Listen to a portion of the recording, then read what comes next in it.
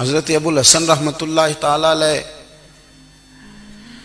حضرت معاذ ابن جبل رضی اللہ تعالیٰ عنہ کے پاس بیٹھا کرتے تھے۔ فرماتے ہیں ان سے جو پیار بڑھا تو پھر میرا مصلی سے بھی بڑھ گیا۔ تابعی ہیں، فرماتے ہیں صحابی رسول سے محبت ہوئی تو ذکر سے بھی ہو گئی، پھر درود شریف سے بھی ہو گئی۔ محبت ان سے بڑھی تو پھر اللہ نے مسجد کا پیار بھی بڑھا دیا۔ آپ فرماتے ہیں کہ میری ہر وقت بھی یہ چاہتی تھی کہ بس اللہ اللہ کروں، بس اللہ اللہ کروں، بس نہ میں ذرا تھوڑی جان چھڑاؤں لوگوں سے، کوئی 10 منٹ ملے تو میں کچھ 4 نفل پڑھ لوں، میں تھوڑا سا نہ بچوں لوگوں سے، اور مجھے تسبیح ملے تو میں نہ کچھ 400-500 دفعہ استغفار پڑھوں، سبحان اللہ، الحمدللہ، اللہ اکبر، لا حول ولا قوت الا باللہ، میں نہ تسبیحات پڑھوں۔ فرماتے ہیں کہ بچے تھے گھر میں 6-7، غربت تھی، کام ملتا کوئی نہیں تھا، اور میں کام چور نہیں تھا، کام ڈھونڈتا تھا، پر اللہ کی قدرت کے کام نہیں ملتا تھا۔ فرماتے ہیں کہ میں نے ایک دن اپنی اہلیہ سے کہا کہ آج میں پھر جاتا ہوں کام ڈھونڈنے، تو میری بیوی بڑی فرما بردار تھی، پر اس دن نہ غربت کے ہاتھوں تنگ آ کے کہنے لگی آج نانا کوئی تو چیز لے کے آیا، تو مجھ سے بچوں کی بھوک نہیں دیکھی جاتی، یہ سب روگاں دا روگ محمد جس دا نام غریبی، کنڈ بلا کے لنگ جاندے نہیں دوست یار قریبی، آج نہ کچھ لے کے آیا تو میں بچے لے کے میکے چلی جاؤں گی۔ شیخ فرماتے ہیں کہ میں بڑا پریشان گھر سے نکلا، پر میں نے صبح سے لے کے زور تک کام ڈھونڈا، کام ملا کوئی نہیں، تو میرے دل میں خیال آیا چلو کام نہیں ملتا تو اللہ اللہ تو کرے نا، چلو بندوں کی مزدوری نہیں ملتی تو رب کریم کی عبادت ہی کرتے ہیں۔ فرماتے ہیں کہ میں نے نا فرات کے پانی سے وضو کیا، نہر کے، شدید دھوپ تھی، ساتھ ریت تھی اور ریت تپ رہی تھی، میں نے اپنا رومال وہیں مصلی کے طور پر بچھا لیا، اور فرماتے ہیں کہ زور سے لے کر عصر تک نماز پڑھی، دھوپ بھی پورے زور پہ، پر میرے سجدے کا ذوق بھی پورے زور پہ۔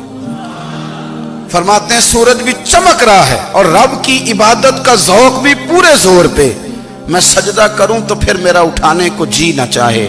میرے استاد لکھا کرتے تھے، یہ ان کا شعر ہے، وہ کہا کرتے تھے مجھے سوز دے، مجھے ساز دے، اور مجھے نیم شب کا نیاز دے، دم سجدہ خود کو میں توڑ دوں، مجھے ایسا ذوق نماز دے، اور میں تیری بہار کا پھول ہوں، میں کھلا بھی ہوں تو تیرے لیے، مجھے میری شاخ سے توڑ لے، مجھے اپنی زلف کا ناز دے۔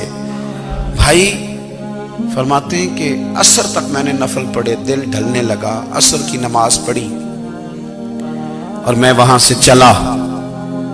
اب میں جب نکلنے لگا تو دل میں خیال آیا کہ چھوٹی چھوٹی دیواریں ہیں گھر کی، بغیر کچھ لیے جاؤں گا تو بیوی دور سے دیکھے گی تو شور کرے گی کہ پھر خالی ہاتھ آ گیا ہے۔ کہتے میں نے اپنے اسی رومال میں جس میں میں نے نماز پڑھی تھی نا، رومال میں کی آخی دے پنجابی جسافہ کہتے ہیں، اسی میں نا میں نے کچھ ریت بھر لی کہ وہ دور سے دیکھے گی تو سمجھے گی کچھ لے کے آیا ہے، چلو جا کے اسے بتا دوں گا کہ آج پھر مزدوری نہیں ملی۔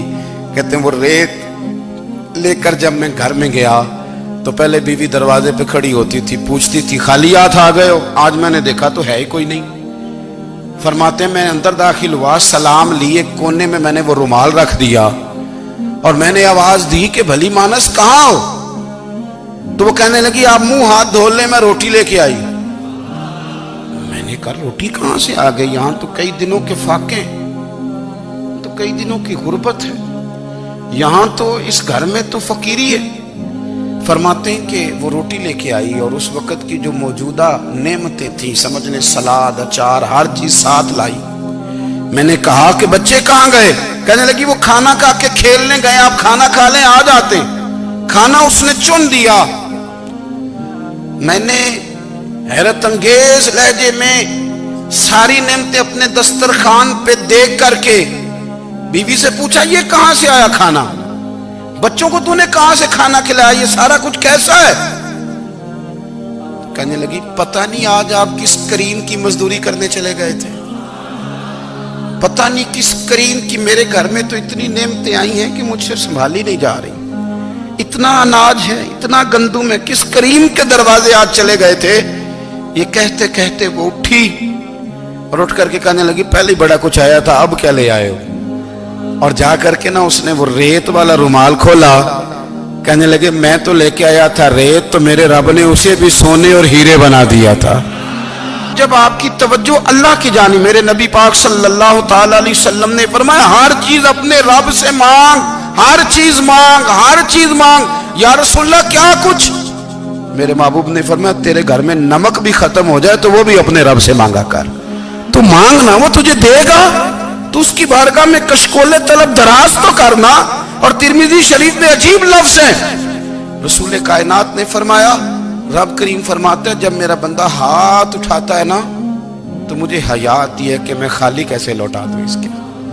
اتنے بڑے بادشاہ کی بارگاہ میں، او بھائی لوگوں سے عزتیں تلاش کرتے ہو تو وہ کیا تمہیں عزت دیں گے؟ وہ تو کل اچھا کہتے ہیں پرسوں برا کہنے لگ جاتے ہیں۔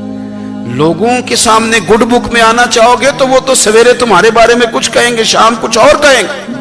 اپنی روحانی زندگی آباد کریں، اپنے مصلے کو وقت دیں، اور دنیا سے چھپ کر اس موبائل کو بند کر کے اور اپنے آپ سے بھی چھپ کے اور تنہا ہو کے چھپا کے سارا کچھ اپنے آنسو اپنے رب کی بارگاہ میں پیش کریں، اس کے حضور حاضری دیں۔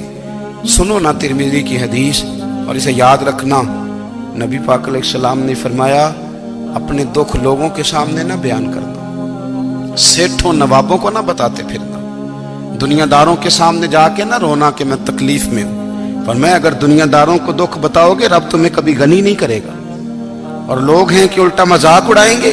آپ کی جس سے بڑی پکی یاری ہے نا، پکی، وہ تب تک پکی ہے جب تک آپ نے 50,000 مانگا نہیں، اور جس وقت آپ نے کہہ دیا کہ میں مجبور ہوں میری مدد کر تو پھر ختم ہو گئی دوستی۔ لوگوں کی تعلقات آپ کے ساتھ تب تک ہیں جب تک آپ ان سے کوئی ضرورت وابستہ نہیں کرتے۔